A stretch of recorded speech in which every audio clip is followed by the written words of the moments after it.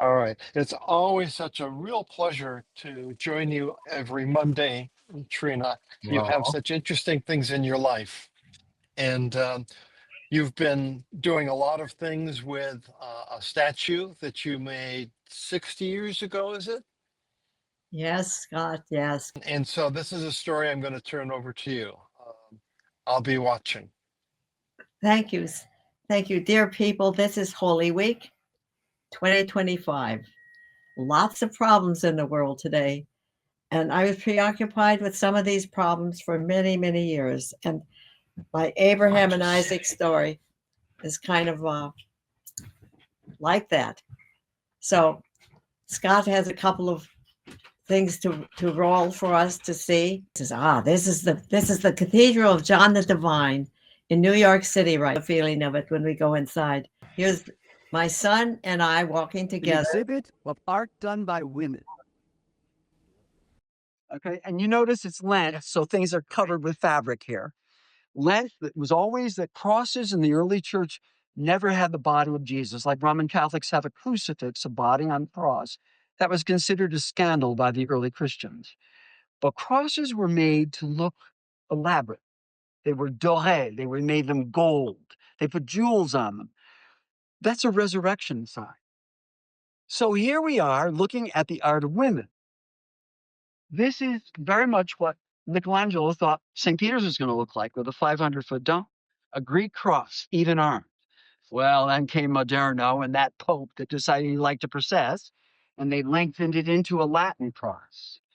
Well, this is done by Ruth Asawa, and it's been an exhibit for a good number of years now from Dean Morton's collections. Trina Paulus, author of Hope for the Flowers, this is her work. So why not take advantage of a couple minutes showing us Abraham and Isaac, which you saw in the front facade of the cathedral? So Trina, would you like to tell them anything about it? Either the most horrible story, except for the crucifixion itself, where God, God as the God, Jesus' Father, asked for Jesus to die, be willing to die. That's so incomprehensible, really. Now, the earlier one was this for me, that the only beloved son, Isaac, that could be asked is so awful. It's such an awful story and so preoccupied me. It preoccupied Kierkegaard too, and a lot of other people. He wrote the book Fear and Trembling, about 6 various versions of the Abraham story. So I like to think of it 2 ways. One is that God can ask anything of the one he loves, like Jesus and death. And then the other side is I like to think of it as the last time, because the culture was asking people to sacrifice their first boys at that time. It was common. It was a common horrible thing to sacrifice your child. So Abraham was part of that culture, and maybe God didn't directly ask him, but it was part of the culture. We don't know those things. But I like to think of it as a last time, because God said, don't hurt him.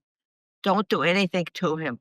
So we have a knife in one hand and the love in the other hand. This strange, strange reality that we're facing so hard today, that with the Muslims, the Christians, and the Jews advocating love, with a knife in their other hand. All 3 of us. It's pretty horrible, and we're in the middle of that right now. It's all over the place, and the enmity between us. But I like to think that this is the last time with God saying, don't kill him. Don't do anything to him. That this is the last time. The real interpretation would be never kill your children. And don't send them off to war to kill other people's children either. And we don't listen to that one. So I made a smaller one in 1960. And then it so preoccupied me that in 1965, I made this one. Gary saw it in Hartford, Connecticut, 60 years ago. It's in storage most of the time because it's too tough for most people. It's too difficult an image. So people had it out, showing it. Didn't like all their guests to be coming by his statue. So it was in storage. Gary and I went over to where it was going to be used in a peace pavilion. Yeah, it ended up in storage. So here's the person I should have listened to. It took us so long to get there because I didn't pay attention. I paid attention to my navigation system, which got us completely lost. But that's all right. We ended up there. And so Trina is, and here we are finally. And this was one of her dreams.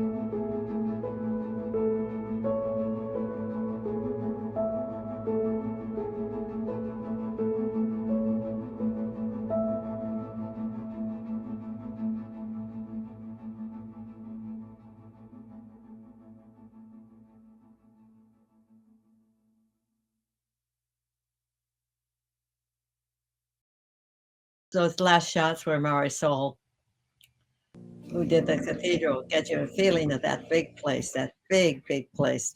There was a lot of the tour that we had the man that was there is named Gary, and he's been shepherding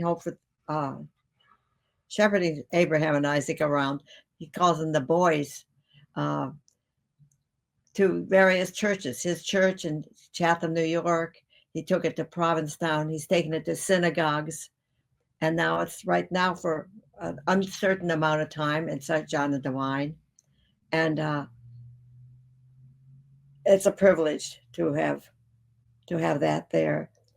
And I chose to do this on the Monday here of Holy Week as we get ready for the Holy Thursday and then Good Friday and then the Easter Vigil where we celebrate the passing from death to life in many ways. And just this past Saturday, we had the beginning of Passover. And a few weeks ago, we had the end of Ramadan, the great Muslim feast, all of which have the story of Abraham somewhere embedded within them. And so this is my own tribute to this mysterious, sacrificial aspect of faith, where love and faith and being willing to suffer and die are all bound up together somehow. And so I'm thanking you for watching this story together with me. And thank you so much for being there, dear people who are watching. I'm very grateful for you all.